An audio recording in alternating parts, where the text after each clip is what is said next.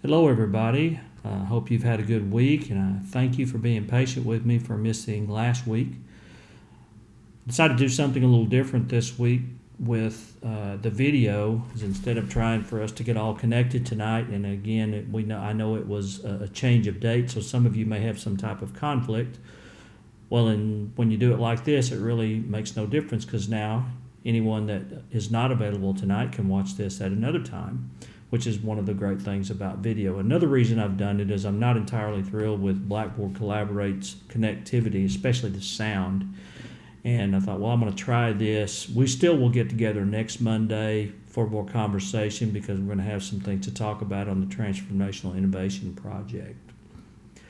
What I'm going to do today is go over that and just make sure you understand your assignments for the week and due dates and those kinds of things as we move forward with the class. This agenda that you're looking at on the screen is available in your OneNote.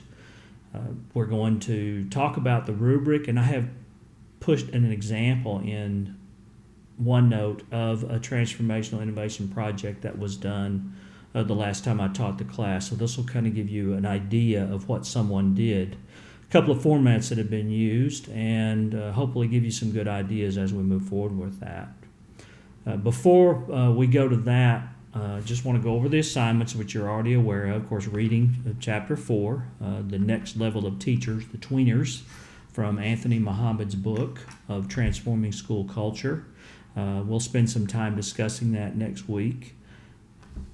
Then you're going to do a recorded video discussion follow-up, and you'll notice the due date on this is at the same time as the other assignments. Well, the reason for that, I think you'll see, is because of what I'm asking you to do on that assignment. I want to give you a little more time to work on that. And then, of course, the content assignment from the reading of Chapter 4 and perusal number 4 has already been posted, and you've done an outstanding job on those perusals. Thank you so much for that. I've been looking at your work, and it's really, really inspiring to me to see some of your thinking going into that. And I think hopefully this is because some of the articles have been very interesting to you. Well, let's talk about the innovation project. I'm going to go up here to resources. This is in yours as well. And go all the way up to the rubric. The purpose of the Transformational Innovation Project is really to get master's level students think in the instructional leadership area, thinking about the fact that transformation of any organization, but particularly a school, is about changing culture. And culture is the hardest thing to change, as we've discussed on numerous occasions. Mainly because culture changes are entirely dependent on adult changes. And adult behavior is one of the more difficult things for us to change. All of us have some level of resistance to change, some very little resistance, some a great deal of resistance, and which is the focus of Anthony Muhammad's book, as you see the different types of teachers and whether cultural change is possible with some of these, and whether we have the time, and those are instructional leadership judgment calls.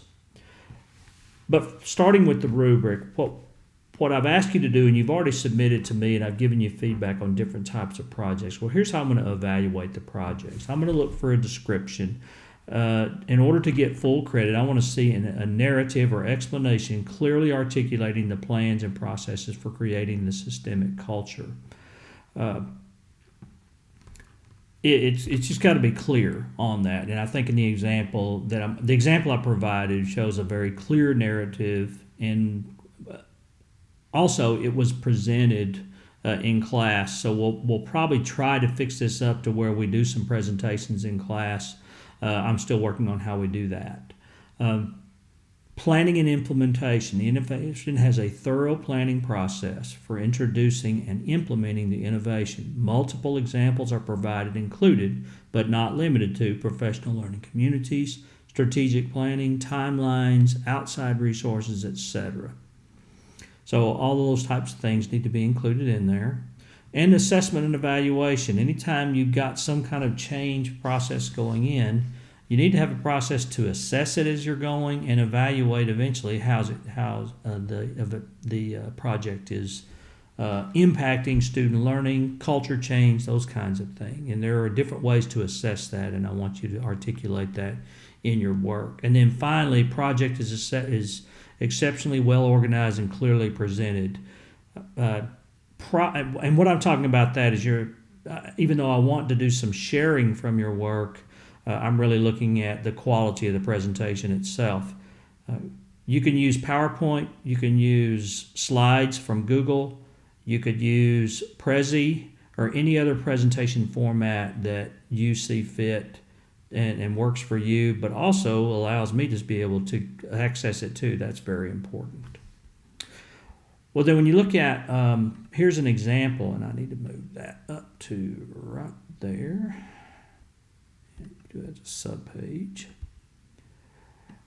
The file's a little bit big, so I had to do it as an attachment. So when you bring that file up, you're going to see an example, and it was a student that implemented, or at least hypothetically implemented, an accountability advisory group. And when you flip through all of the slides he's put in, you can see where he's clearly articulated all of the elements from that rubric.